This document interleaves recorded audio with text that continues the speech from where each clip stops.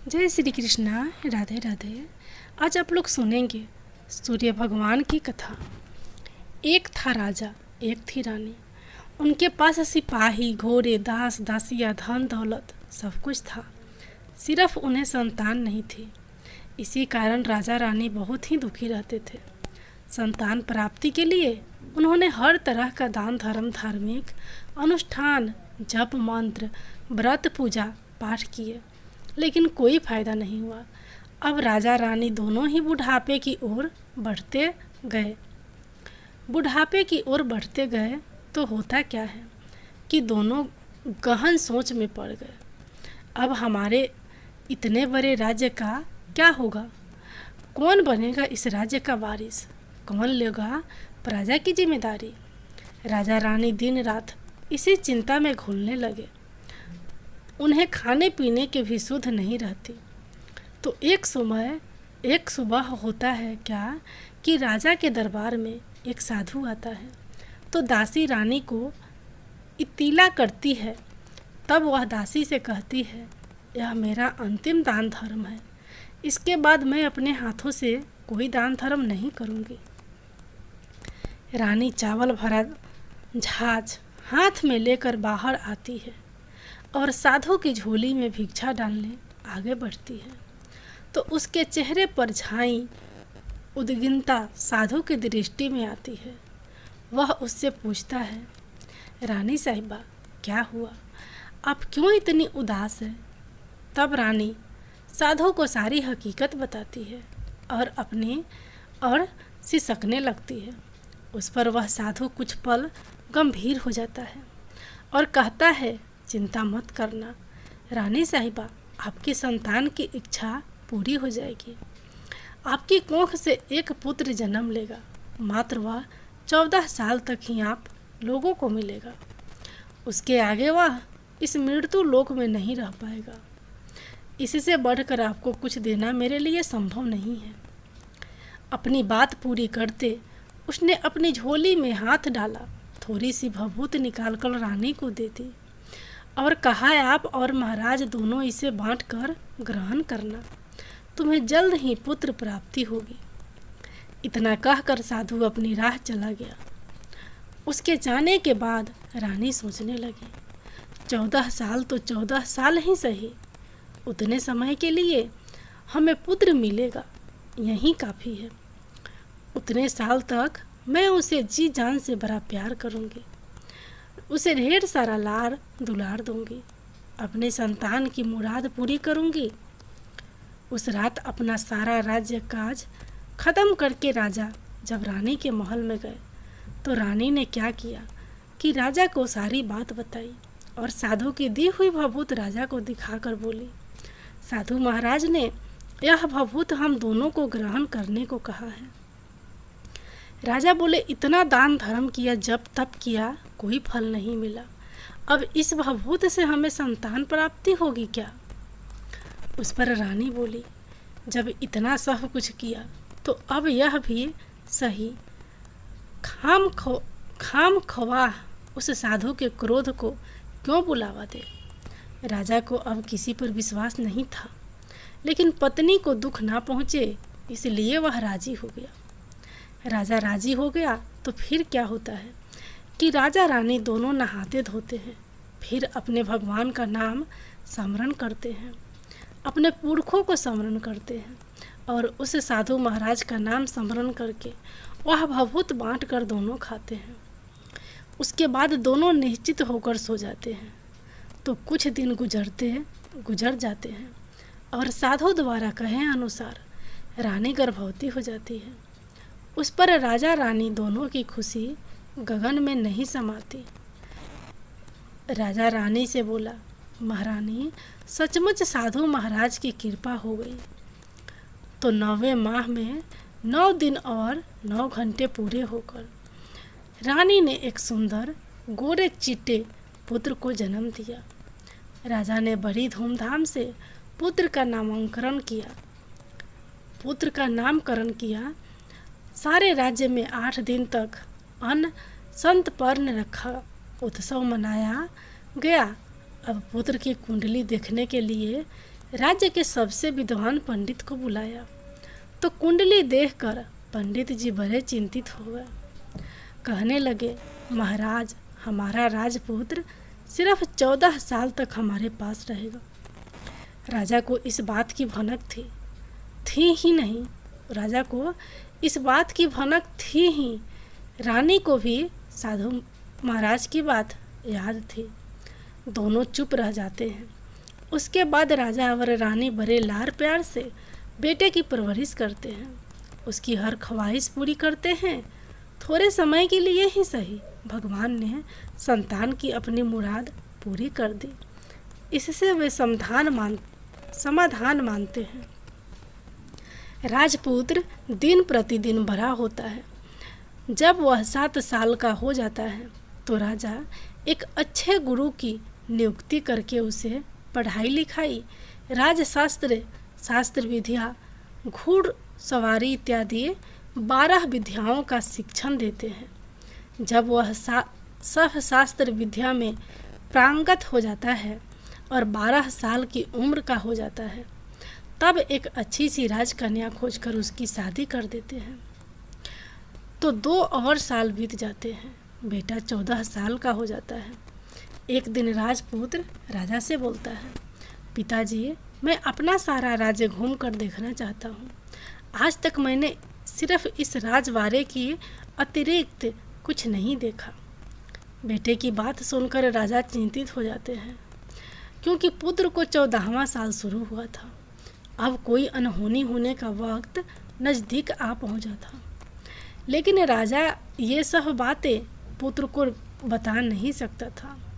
वह क्या करता है कि चेहरे पर खुशी लाकर बेटे से कहता है, हाँ ज़रूर जाओ बेटा, तुम्हें अपना सारा राज्य घूम कर देखना चाहिए।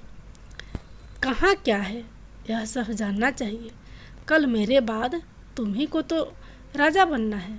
मात्र एक बात का ध्यान रखें, तुम जहाँ जा रहे हो, क्या कर रहे हो, यह बात अपनी पत्नी को नहीं बताना।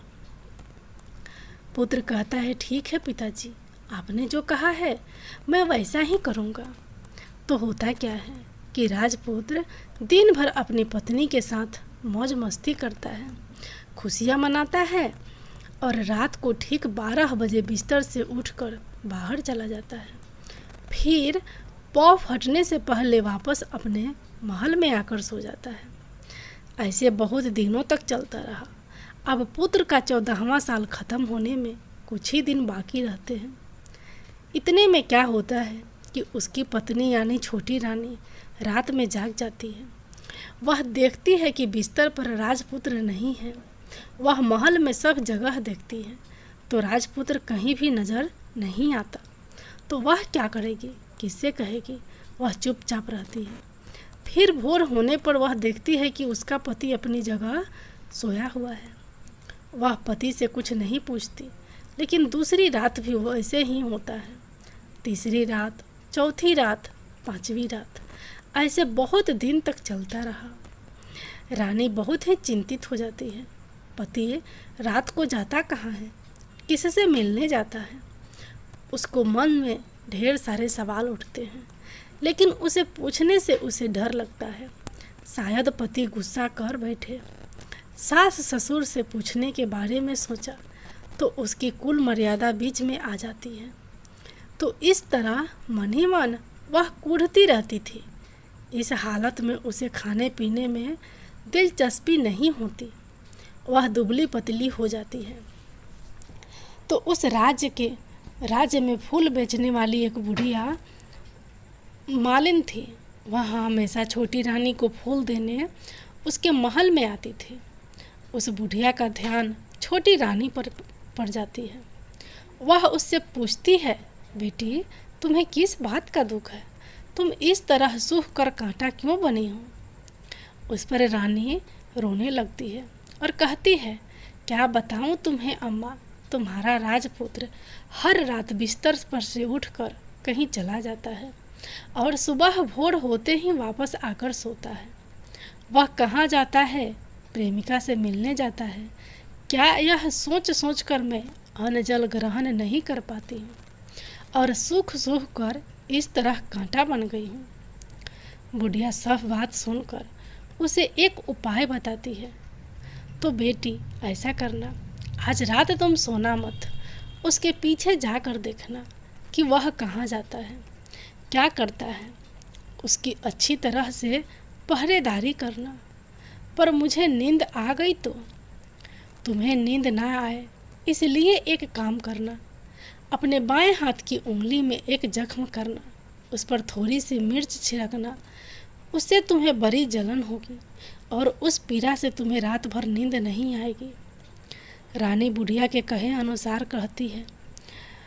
उंगली की जलन से उसे बड़ी देर तक नींद नहीं आती, लेकिन बाद में वह सो जाती है। दूसरे दिन सुबह बुढ़िया फूल लेकर उसके महल में पहुंचती है और पूछती है, क्या हुआ बेटी, देख पाई क्या पति कहाँ जाता है? रानी कहती है, नहीं अम्मा, पहले कुछ समय जलन के कारण मुझे नींद नहीं आई, पर कुछ देर बाद मैं सो गई, इस कारण मैं कुछ नहीं देख पाई। बुढ़िया कहती है, कोई बात नहीं, आज तुम उंगली पर पहले से थोड़ा बड़ा जख्म करना और ज़्यादा मिर्च लगाना। तो रानी वैसे ही करती है, परंतु वह सिर्फ पति के बिस्तर से उठकर बाहर निकलते वक्त तक जाग पाई। वह उसके पीछे नहीं जा सकी क्योंकि उसकी आंख उस समय तक मूंद गई थी। दूसरे दिन सुबह बुढ़िया आती है तो उसने पूछने से पहले ही रानी रोकर कहती है, अम्मा, मैं आज भी उनकी पहरेदारी ठीक तरह नहीं कर पाई। बुढ़िया कहती है, रोना नहीं बेटी, सब कुछ ठीक हो जाएगा। तुम आज रात जख्म और बड़ा करना और उस पर ज़्यादा मिर्च छिड़कना और एक काम करना, वह जब जाने के लिए निकलता है तो उसका रास्ता रोकना। बुढ़िया ने जैसा बताया रानी वैसा ही करती है। आज रात उसे नींद नहीं आती। पति रात के 12 बजे बिस्तर से उठकर जब महल से निकलने के लिए चलने लगता है तो वह बुढ़िया ने जैसे बताया वैसे ही करती है। दौड़ कर जाकर पति का रास्ता रोकती है और कहती है, कहाँ जा रहे हो, किससे मिलने जा रहे हो, मुझे बताओ। राजपुत्र उसे समझाने की बहुत कोशिश करता है। देखो, अगर मैंने तुम्हें वह बताया तो मैं तुम्हें दोबारा नहीं मिल पाऊंगा। कोई बात नहीं, ना मिल पाओ, लेकिन आप रात के समय कहाँ जाते हो यह मुझे पहले बता दिया करो। राजपुत्र निरुपराय हो जाता है। पत्नी की जिद की आगे उसकी एक नहीं चल पाती। ठीक उसी समय उसका 14वां साल खत्म होकर 15वां साल लगने वाला था। जो होता है वह हो जाने दो, वह सोचता है और कुछ चावल मंत्रों से सिद्ध करके पत्नी को देकर कहता है, इन चावलों के दानों को दोनों हाथों की मुट्ठी में पकड़ना। पहले दाएं हाथ में पकड़े चावल मेरे ऊपर फेंकना।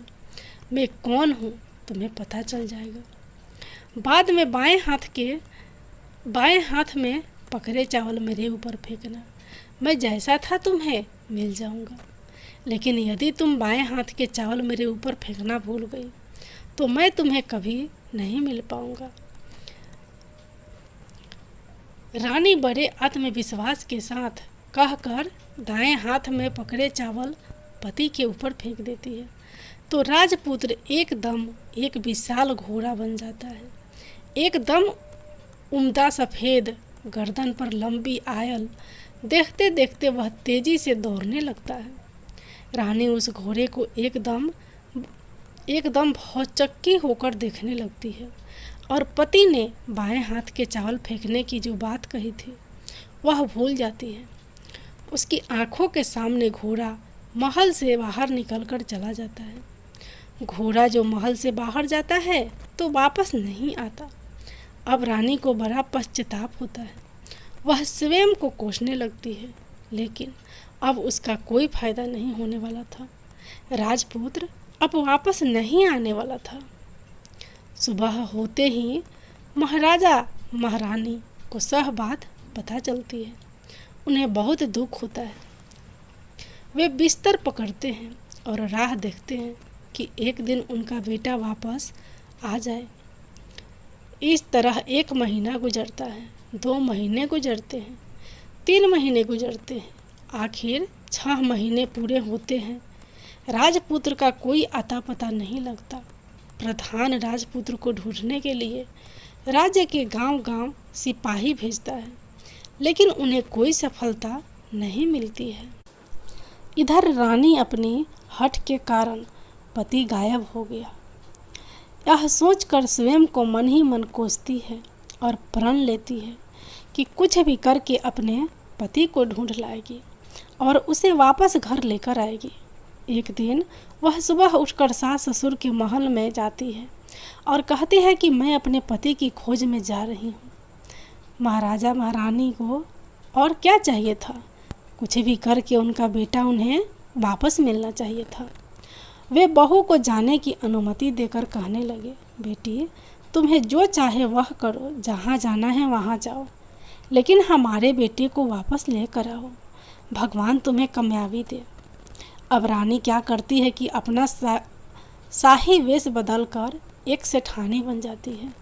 कुछ दास दासियों को, कुछ नौकरों को साथ में लिया, कुछ सामान साथ लिया और राज्य की सीमा पर जाकर वहाँ एक भोजनालय खोल दिया।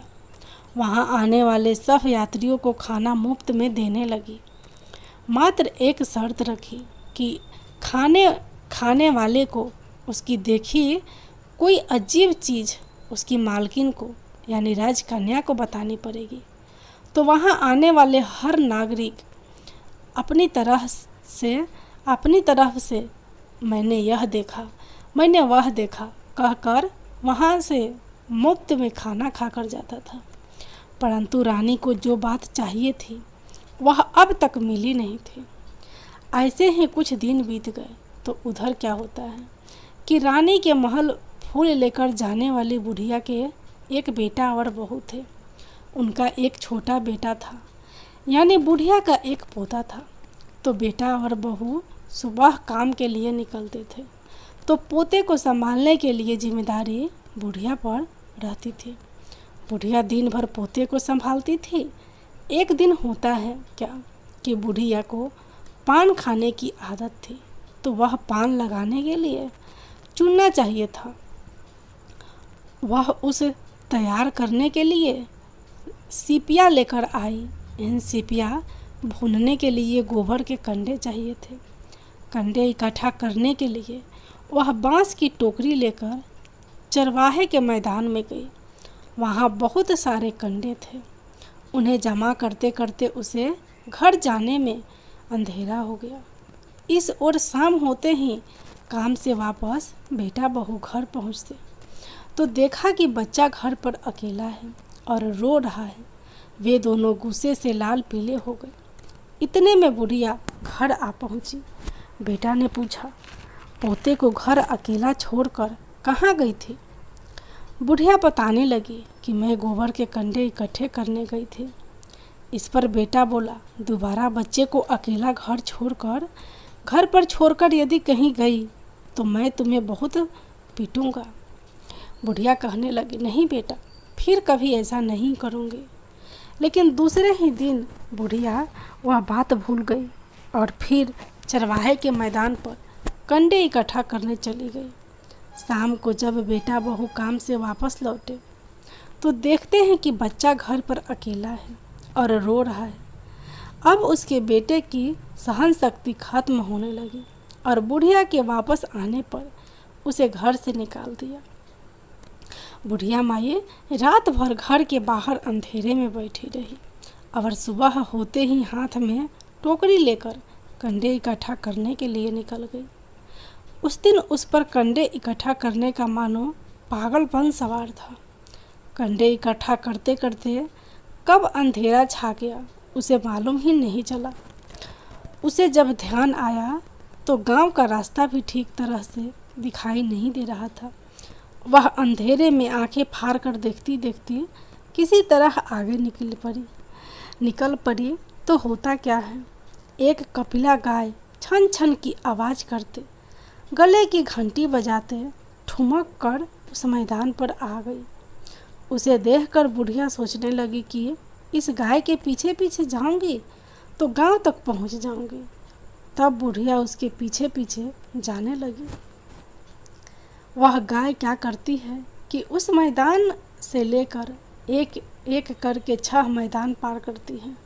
आखिर में वह 7वें मैदान पर पहुंचती है। तो वहाँ क्या होता है कि उस मैदान पर एक बड़ा सा पत्थर है।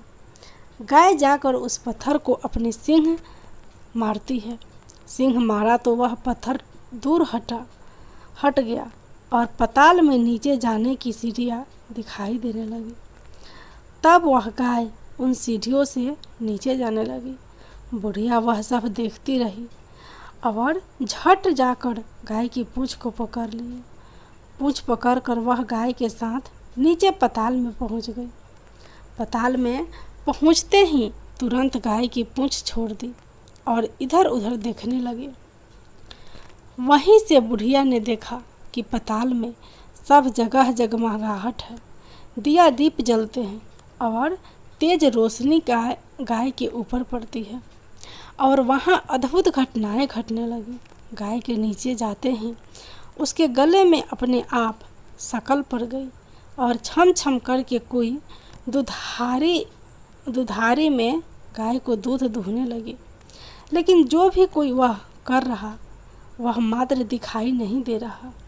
बुढ़िया बहुत घबरा गई, कहाँ आकर फंस गई वह सोचने लगी और यहाँ वहाँ छिपने के लिए जगह ढूंढने लगी।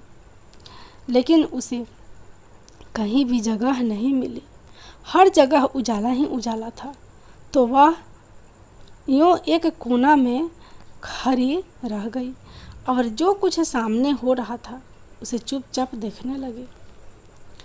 कुछ पल के बाद वहाँ झट से एक उम्दा सफ़ेद घोड़ा आया। वहाँ 2 कुंडे में उसमें एक कुंडे में उस घोड़े ने छलांग लगाई और ऊपर आ गया। अब उस राजपुत्र का रूप प्राप्त हो गया। राजपुत्र बनने के बाद उसने दूसरे कुंड के पानी में स्नान किया। वहाँ रखे नए कपड़े पहने। नज़दीक ही एक सुंदर पलंग था, उस पर आकर बैठ गया। उसके सामने अपने आप पर पकवानों की थाली आ गई, दूध की एक प्याली आ गई, 5 सुपारी आ गए। उसके सामने एक दिया जलता रहा। राजपुत्र ने खाना खाया, दूध पिया, 5 सुपारी खाया और बिस्तर पर लेट जाने से पहले सूर्योदय का स्मरण करके सामने जलते हुए दिए से पूछा, दिए दीपंकर, मेरे माता पिता क्या कर रहे हैं? दिया बताने लगा, बेटे के शोक में डूबे हैं। राज्य कौन संभाल रहा है? राज प्रधान संभलता है। मेरी पत्नी क्या करती है? उसने चौराहे पर भोजनालय शुरू किया है और आते जाते लोगों से वह नई नई खबरें के बारे में पूछती है। दिए से यह कहते ही राजपुत्र कहने लगा ठीक है।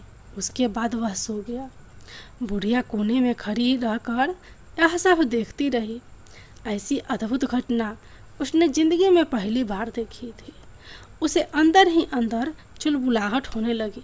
वह अपनी भूख प्यास भूल गई और आगे क्या होता है कि उससे उत्सुकता से देखने लगती है।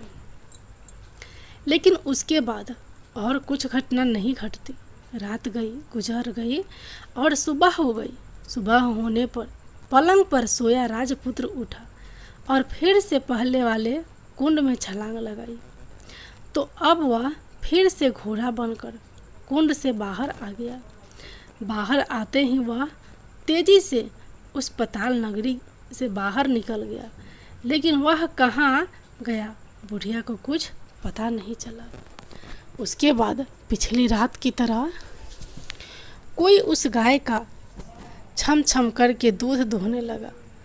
जैसे ही दूध दूहना खत्म हुआ, उसके गले की शकल अपने आप खुल गई और वह गाय तेजी से ऊपर जाने वाली सीढ़ी की ओर भागने लगी।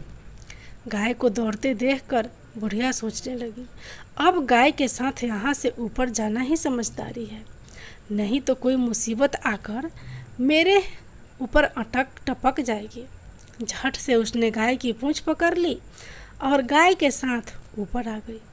गाय जब उस मैदान में पहुंची तो उस सुरंग की रास्ता अपने आप बंद हो गया और उसके मुंह एक बड़ा सा पत्थर पूर्वतः खड़ा हो गया। गाय को दौड़ते देखकर बुढ़िया सोचने लगी, अब गाय के साथ यहाँ से ऊपर जाना ही समझदारी है, नहीं तो कोई मुसीबत आकर मेरे ऊपर अटक टपक जाएगी। झट से उसने गाय की पूंछ पकड़ ली और गाय के साथ ऊपर आ गई।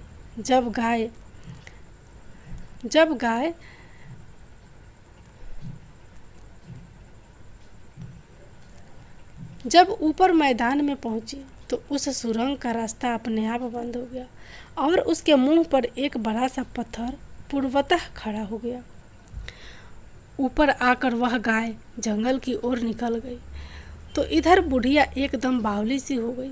उसने पताल नगरी में जो कुछ देखा वह जल्द से जल्द किसी को बताने के लिए उतावली हो उठी।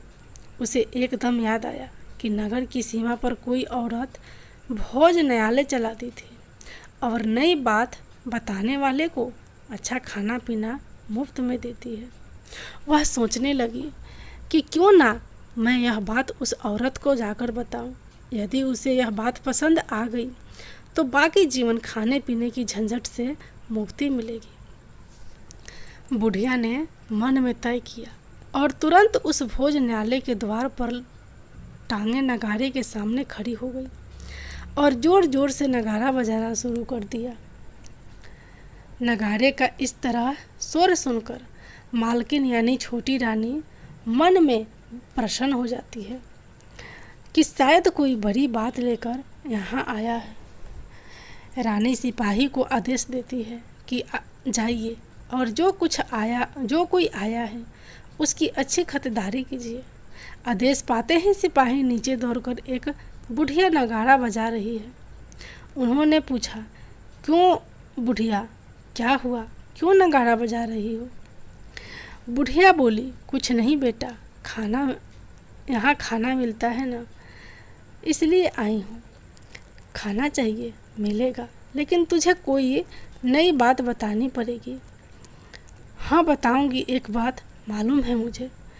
इस पर सिपाही उसे अंदर लेकर आए। उनको मालकिन का आदेश था कि जो कोई बूढ़ा बुजुर्ग वहाँ आए उनके साथ अच्छी तरह से पेश आना, उनका अच्छा आदर आतिथ्य करना। तो सिपाही ने इस बुढ़िया का भरपूर आदर आतिथ्य किया। उसे बड़ी सी थाली भरकर व्यंजन परोसते हैं। बुढ़िया कुछ दिनों से भूखी थी, वह खाने पर टूट पड़ी। खाना खाने के बाद सिपाही ने उसे नई साड़ी पहनने को दी। उसके बाद उसे लेकर रानी के पास आए। बुढ़िया और रानी ने तुरंत एक दूसरे को पहचान लिया। बुढ़िया बोली, बेटी तुम? रानी बोली, अम्मा तुम? बड़ी देर तक दोनों भली भांति एक दूसरे को देखते रहे, बातें करती रहे। आखिर कुंवरनी बुढ़िया से कहने लगी, अम्मा अब बताओ तुमने क्या बात देखी है? नई बात? मैंने कोई नई बात देखी नहीं है। वह तो मेरे पास तुम्हें देने के लिए खाने के पैसे नहीं थे, इसलिए मैंने झूठ कहा और नगाड़ा बजाया। रानी ने कहा, अम्मा घबराना नहीं, मैं किसी को तुम्हारा नाम नहीं बताऊंगी। फिर भी बुढ़िया मैंने क्या देखा, कब देखा करके आनाकानी करने लगी।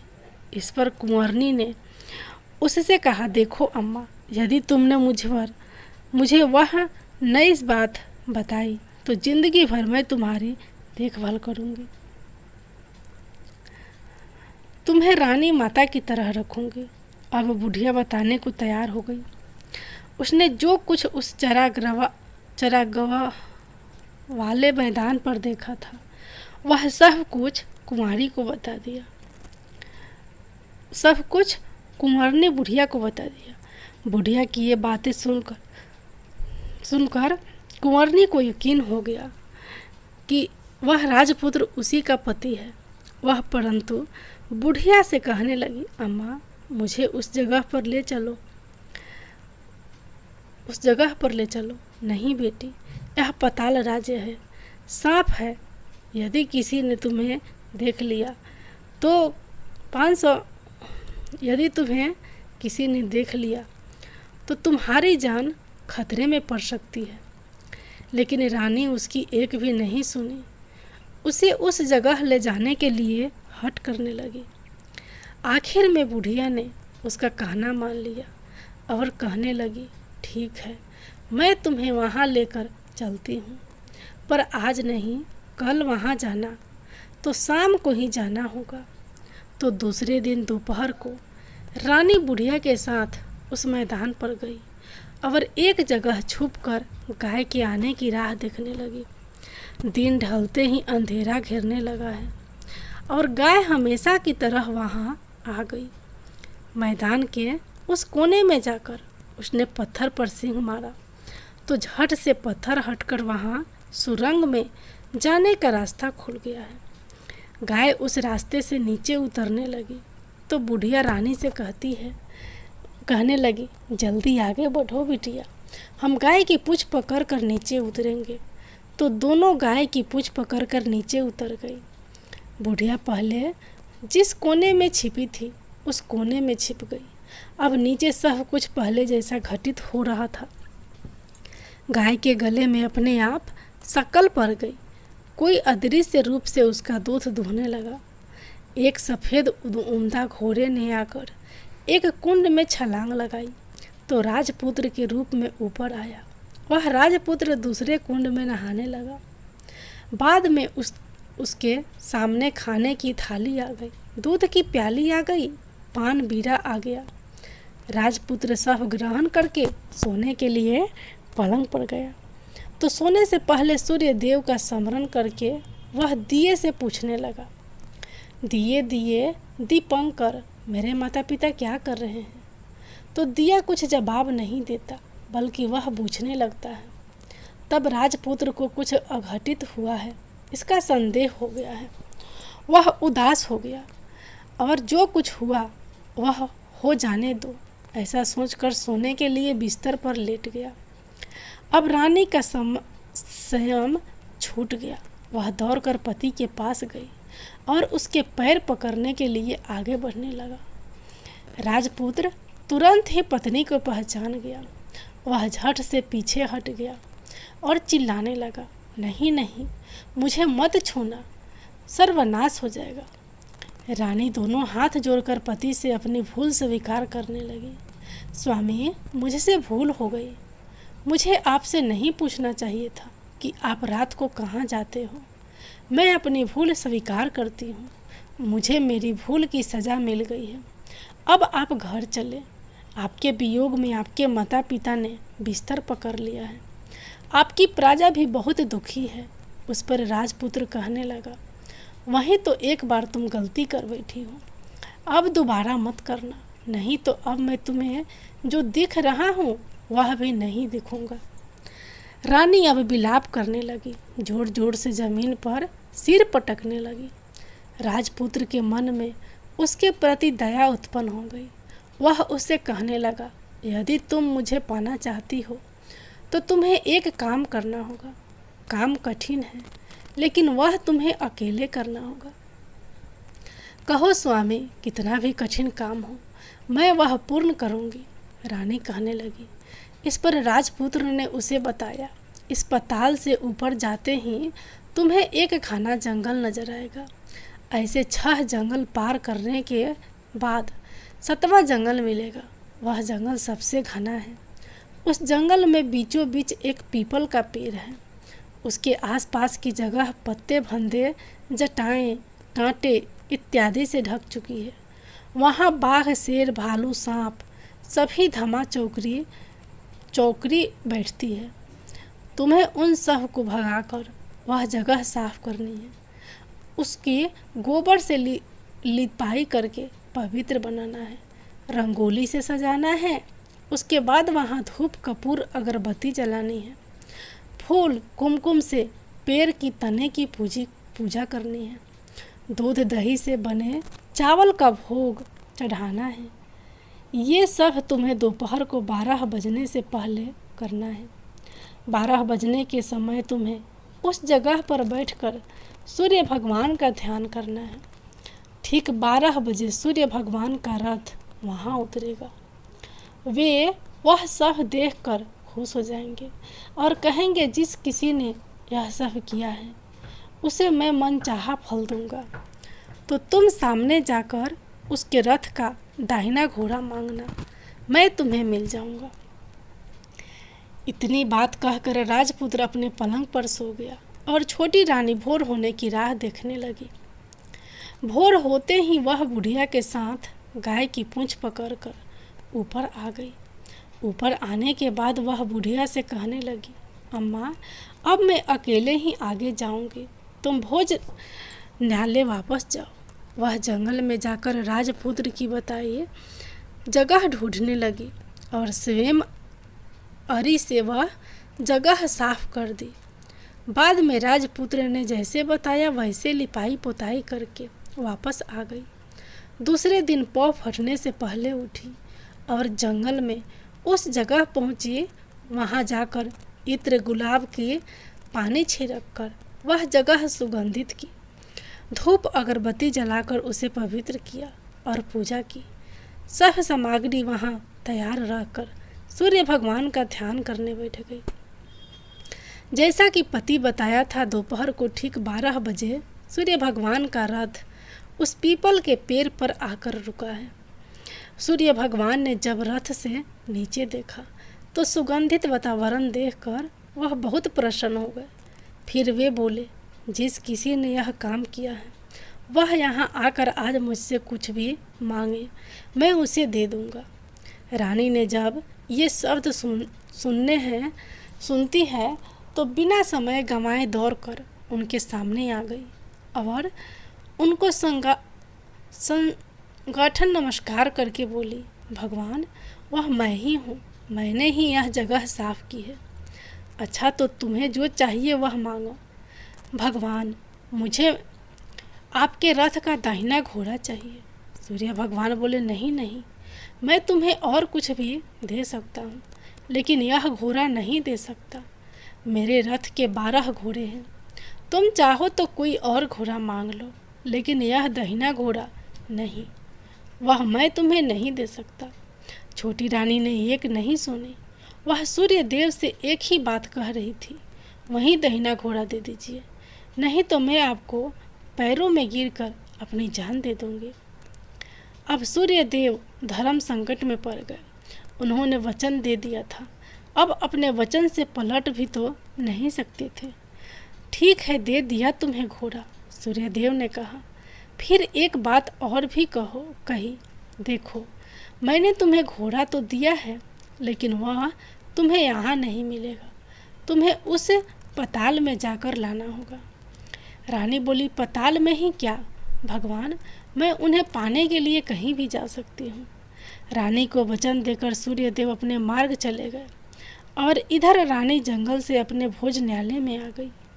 फिर वह बुढ़िया को लेकर उस मैदान पर आ गई।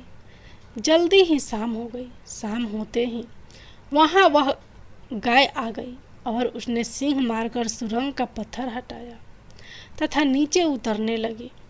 रानी और बुढ़िया जल्दी जल्दी उसकी पूंछ पकड़कर नीचे उतर गई। नीचे पताल में सब घटनाएं पहले की तरह ही घटने लगी। घोड़े का एक कुंड में नहाकर राजपुत्र बन जाना, नहा धोकर पलंग पर जाकर बैठना, तो उसे खाने की थाली, दूध की प्याली आना, पान बीरा आना। लेकिन आज एक बात नहीं घटी। आज 2-2 थाली, 2-2 दूध की प्याली, 2-2 पान बीरे उसके सामने आए। वह कुछ नहीं बोला, अपने हिस्से की थाली खाकर, दूध पीकर और पान बीरा चबाकर वह सोने चला गया और हमेशा की तरह दिए से पूछने लगा, दिए दिए दीपंकर, मेरे माता पिता क्या करते हैं? दिया ने बताया, वे दोनों तुम्हारे शोक में मरने की स्थिति में पहुंच गए हैं। ऐसा झट से उसकी आंखों से आंसू टपकने लगे। फिर वह पूछने लगा, दिए दिए दीपंकर, मेरा राज्य कौन चला रहा है? तुम्हारा राज प्रधान चला रहा है। और वह सब कुछ हड़प चुका है। वह प्रजा पर बहुत अत्याचार कर रहा है। सुनकर राजपुत्र को बहुत गुस्सा आया। वह गुस्से से अपनी मुट्ठी भींचने लगा। अब वह पूछने लगा, दिए दिए दीपंकर, मेरी पत्नी क्या कर रही है? अब दिया कुछ नहीं बोला, चुप रहा। अब रानी का संयम जवाब दे गया।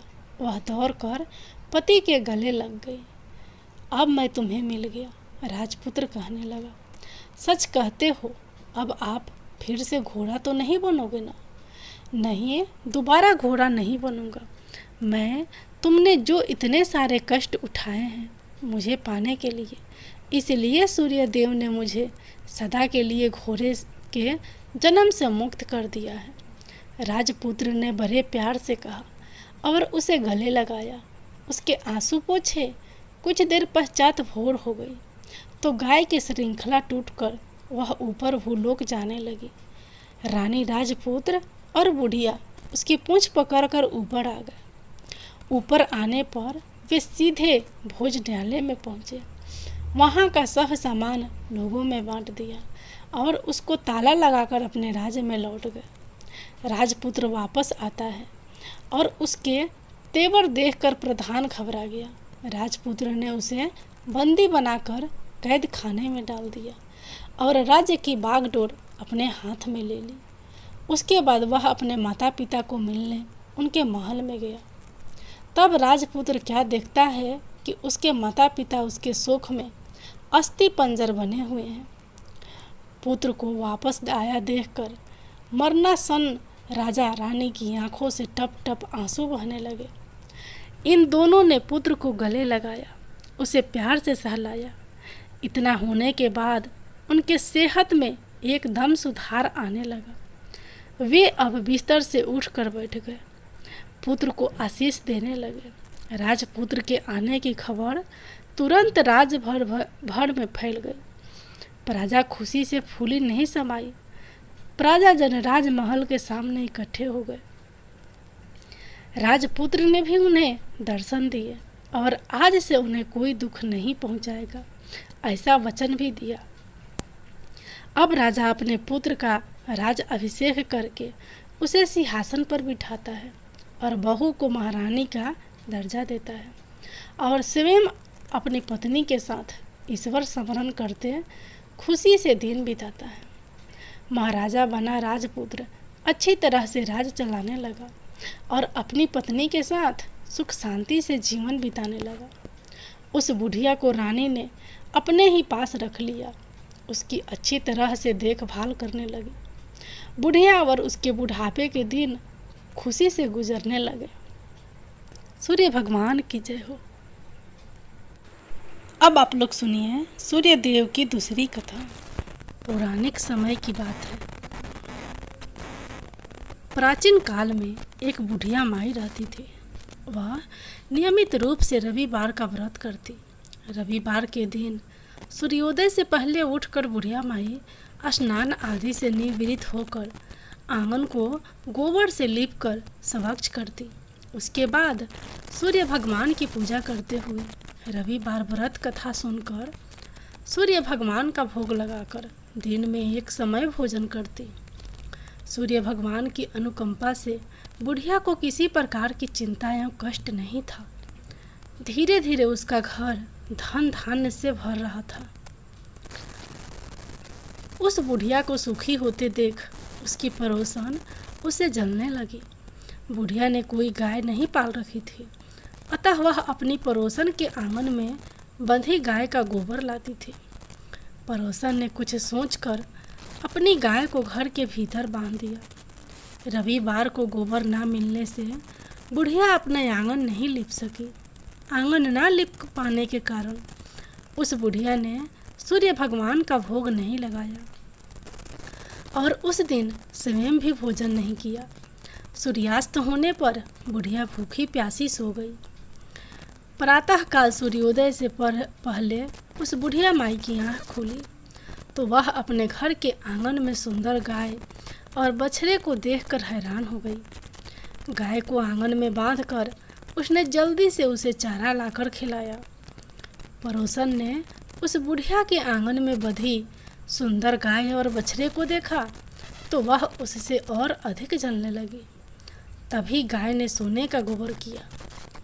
गोबर को देखते ही पड़ोसन की आंखें फटी की फटी रह गई।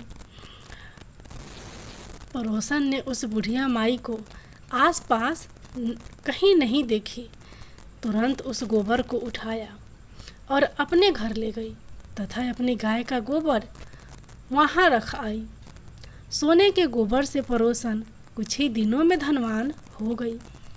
गाय प्रतिदिन सूर्योदय से पहले सोने का गोबर किया करती थी और बुढ़िया माई के उठने से पहले पड़ोसन उस गोबर को उठा कर ले जाती थी। बहुत दिनों तक बुढ़िया को सोने के गोबर के बारे में कुछ पता ही नहीं चला। बुढ़िया पहले की तरह हर रविवार को भगवान सूर्यदेव का व्रत करती रही और कथा सुनती रही, लेकिन सूर्य भगवान को जब पड़ोसन की चालाकी का पता चला तो उन्होंने तेज आंधी चलाई। आंधी का प्रकोप देखकर बुढ़िया माई ने गाय को घर के भीतर बांध दिया। सुबह उठकर बुढ़िया ने सोने का गोबर देखा तो उसे बहुत आश्चर्य हुआ। उस दिन के बाद बुढ़िया गाय को घर के भीतर बांधने लगी। सोने के गोबर से बुढ़िया कुछ ही दिन में बहुत धनी हो गई। उस बुढ़िया के धनी होने से पड़ोसन बुरी तरह जल भूनकर राख हो गई और उसने अपने पति को समझा बुझाकर उसे नगर के राजा के पास भेज दिया। सुंदर गाय को देखकर राजा बहुत खुश हुआ। सुबह जब राजा ने सोने का गोबर देखा तो उसके आश्चर्य का ठिकाना न रहा। उधर सूर्य भगवान को भूखी प्यासी बुढ़िया को इस तरह प्रार्थना करते देख उस पर बहुत करुणा आई। उसी रात सूर्य भगवान ने राजा को सपने में कहा, राजन, बुढ़िया की गाय व बछड़ा तुरंत लौटा दो, नहीं तो तुम पर विपत्तियों का पहाड़ टूट पड़ेगा, तुम्हारा महल नष्ट हो जाएगा। सूर्य भगवान के सपने से बुरी तरह भयभीत राजा ने प्रातः उठते ही गाय और बछड़ा बुढ़िया को लौटा दिया। राजा ने बहुत सा धन देकर बुढ़िया से अपनी गलती के लिए क्षमा मांगी। राजा ने पड़ोसन और उसके पति को उनकी इस दुष्टता के लिए दंड दिया। फिर राजा ने पूरे राज्य में घोषणा कराई कि सभी स्त्री पुरुष रविवार का व्रत किया करें। रविवार का व्रत करने से सभी लोगों के घर धन धान्य से भर गए। राजतय में चारों ओर खुशहाली छा गई। स्त्री पुरुष सुखी जीवन यापन करने लगे तथा सभी लोग के शारीरिक कष्ट भी दूर हो गए। सूर्य भगवान की जय हो।